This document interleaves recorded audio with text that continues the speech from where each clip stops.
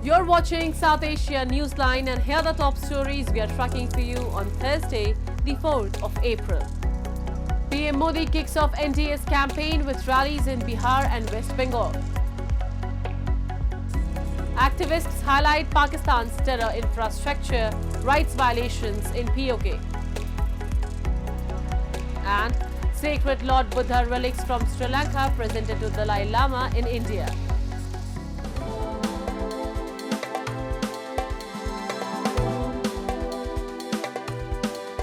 And now for all the details.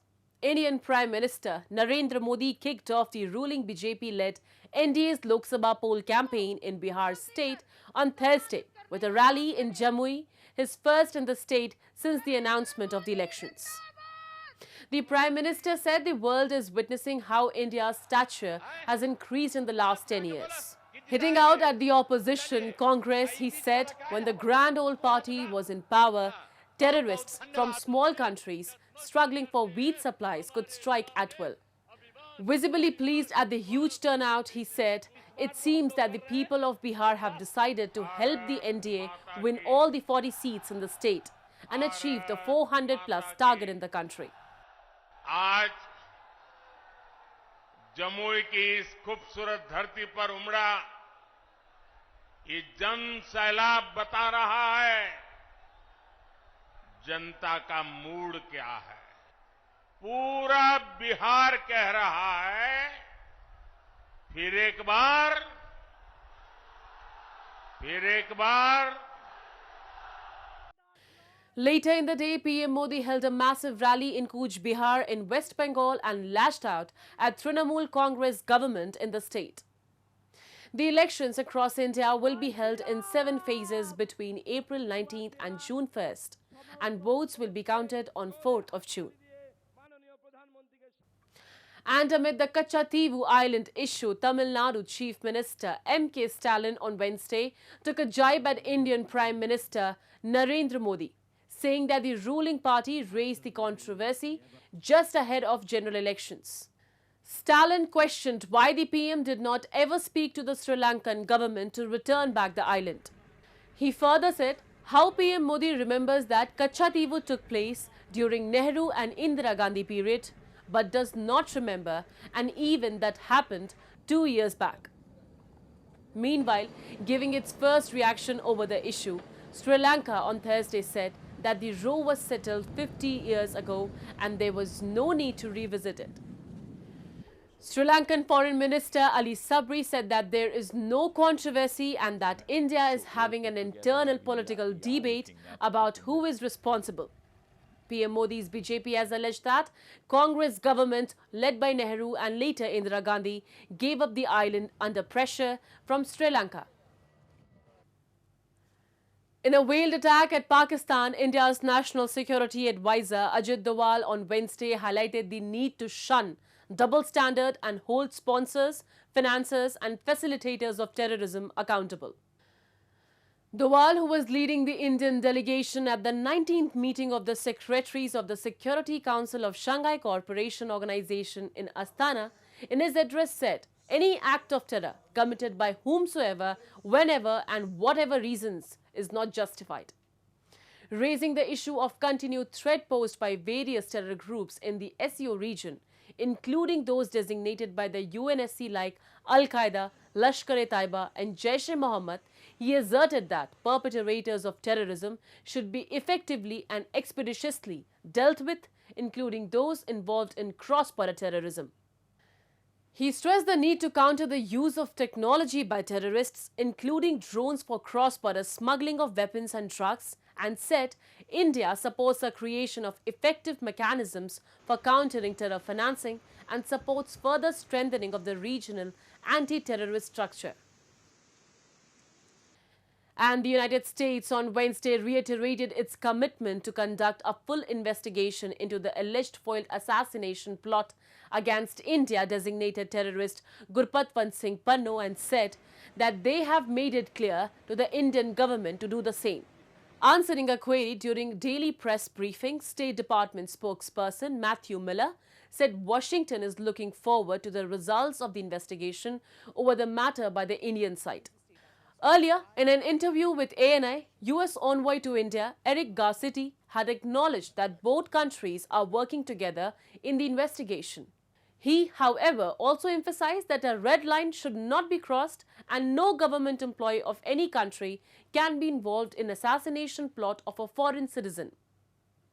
Gurpat Pant Singh Panno is a designated terrorist by India who holds American and Canadian citizenship. He has repeatedly issued threats against India.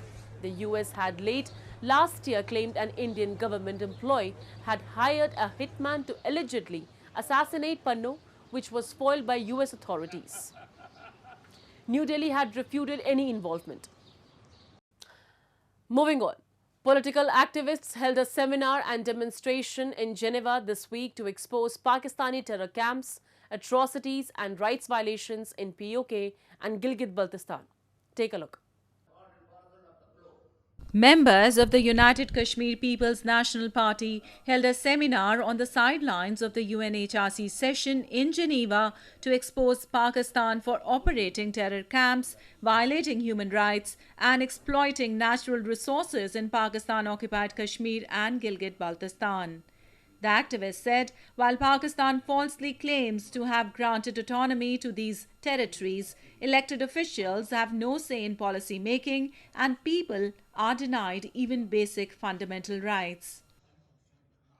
I repeatedly asking world community that the terrorist infrastructure still intact in PoK and our land, which is known as Azad Kashmir, is using as launching pad. Our freedom of expression is totally compromised, and all those newspapers who have any links from the Azad Kashmir is now facing worst kind of a persecution. Terrorism, extremism, and as we know that there are more than 22 teenagers are forcibly taken by the extremist groups in Bagh Azad Kashmir for the purpose of jihad training. They will train them, they will send them to Afghanistan or Indian side of Kashmir. We were here to ask international community, United Nations to intervene to protect life, liberty and property of the Kashmiris who are living under Pakistani occupation. The UK PNP activist also staged a demonstration to highlight issues like load shedding, unfair taxes and wheat crisis in PoK and Gilgit-Baltistan. They blamed residents of these occupied territories have been at the receiving end of the discriminatory policies of Pakistan that has failed to provide even basic facilities to them.